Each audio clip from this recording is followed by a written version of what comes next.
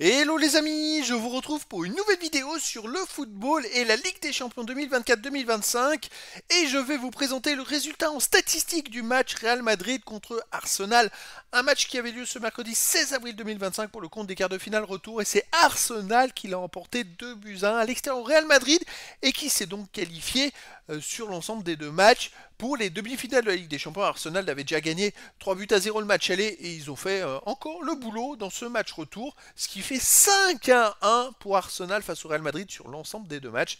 Alors dans cette vidéo, on va revenir sur les buts de cette rencontre et surtout sur les grands faits de ce match. On verra surtout les statistiques des deux équipes pour comprendre un petit peu le déroulé de ce match et on terminera la vidéo par un petit aperçu du prochain adversaire d'Arsenal en demi-finale dans cette compétition et donc une victoire d'Arsenal 2-1.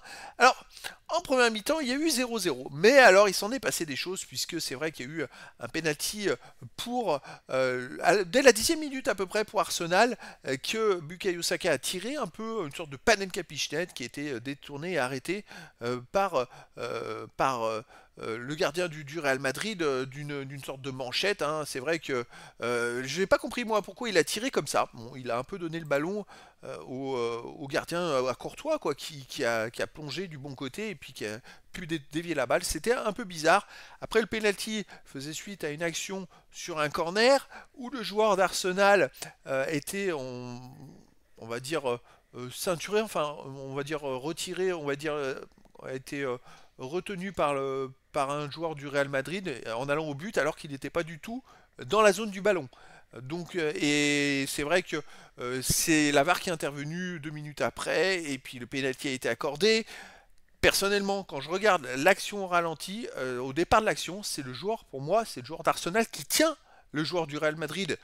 Et ils profitent de ça, ils aiment bien faire ça les joueurs, c'est-à-dire se mettre entre l'arbitre et leur adversaire et tenir le joueur adverse pour essayer de partir et faire croire que c'est le joueur adverse qui, leur tient qui les retient. Et donc il tient le joueur du Real, il lui tient le bras.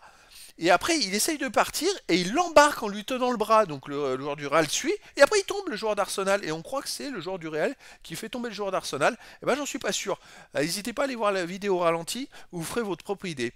Et donc, à la demi-heure de jeu, bah, c'était l'inverse. C'est côté Real Madrid où Mbappé sur un ballon trop en profondeur, hein, sur un centre dévié, il se fait un peu ceinturé, c'est-à-dire que le défenseur, c'est Saliba, le défenseur d'Arsenal, qui est derrière lui, qui le ceinture, donc l'arbitre siffle penalty, et puis c'est vrai qu'au ralenti, on voit qu'il amplifie l'action à Mbappé de tomber, et puis de toute façon il ne pouvait pas avoir la balle, et donc après visionnage avec la VAR, l'arbitre a annulé le penalty. Mais je vais vous dire mon avis, pour moi, il y avait plus faute sur Mbappé qu'il n'y avait faute sur le joueur du Real, d'Arsenal en début de match sur le penalty d'Arsenal. Et pourtant, il y a eu un penalty pour Arsenal qui a été raté, et pas de penalty pour le Real. À partir de là, c'est vrai que ça ne tient pas à grand chose, et on arrive donc à la mi-temps à 0-0 avec 7 minutes d'arrêt de jeu. Le Real a poussé, mais il n'avait pas fait un seul tir cadré en première mi-temps. C'est vrai que les individualités, c'est bien beau, mais le jeu collectif d'Arsenal a été supérieur. Après, en deuxième mi-temps, eh ben, écoutez, sur une belle action collective, c'est Saka qui a marqué pour Arsenal d'une pichenette par-dessus Courtois à la 65e minute. D'emblée, sur l'engagement, 2 ou 3 minutes après, erreur de Saliba qui ne voit pas arriver Vinicius Junior dans son dos. Il lui pique la balle, Vinicius Junior, il marque dans la cage vide. C'est assez invraisemblable. Et là, on se dit que le Real est peut-être capable encore de faire quelque chose. Et puis, non, il pousse, mais c'est pas tranchant. Mbappé se blesse, donc il sort. C'est vrai que Brahim Diaz est rentré en fin de match, mais c'était beaucoup trop tard pour moi. Il a un jeu court qui aurait été très efficace dans le match et très collectif. Il aurait fallu le faire jouer dès le début du match, Brahim Diaz, peut-être à la place de Rodrigo, qui n'a pas été très bon. Et finalement, sur une contre-attaque, Martinelli d'Arsenal vient marquer un deuxième but à la 93e pour une victoire d'Arsenal 2-1. Alors, on va revenir sur les statistiques parce que ça va être intéressant de voir les statistiques des deux équipes.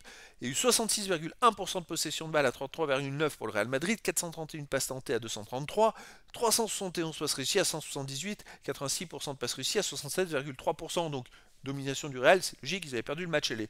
Par contre, c'est là où c'est très étonnant, c'est que collectivement, Arsenal a été très bon, mais sans ballon. Parce qu'ils ont fait que 178 passes réussies dans le match. Mais c'est très très faible. Alors vraiment, c'est un total. On peut pas parler qu'avec le ballon, ils avaient un super jeu collectif. Parce que alors là, ils ont été mais en dessous de tout.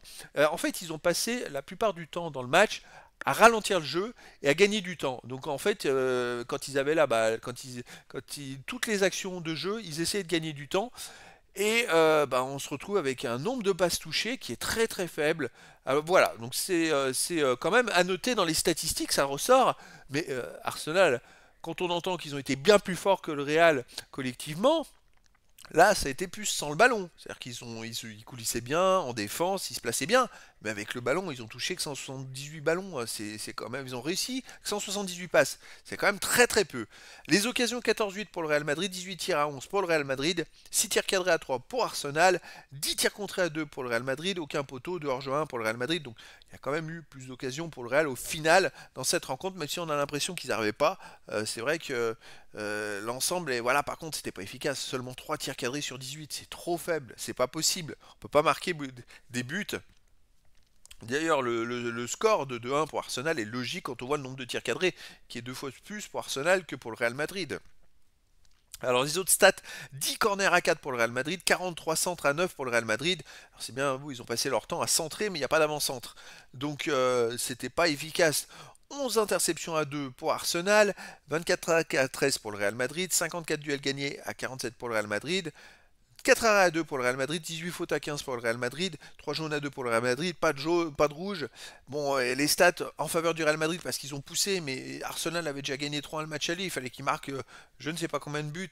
Franchement, c'est Arsenal sur l'ensemble des deux matchs. Ils ont largement mérité leur victoire. Alors je sais que là, ils n'ont pas touché beaucoup de ballons, mais en même temps, Arsenal, ils ont gagné 3-0 le match aller. Ils n'avaient pas forcément besoin de jouer, il suffisait qu'ils se placent bien, puisque le Real de toute façon joue sur des individualités, il fallait se placer, les contrer, c'est ce qu'ils ont fait.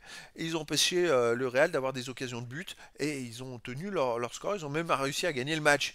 Donc c'est assez incroyable, donc bravo à Arsenal.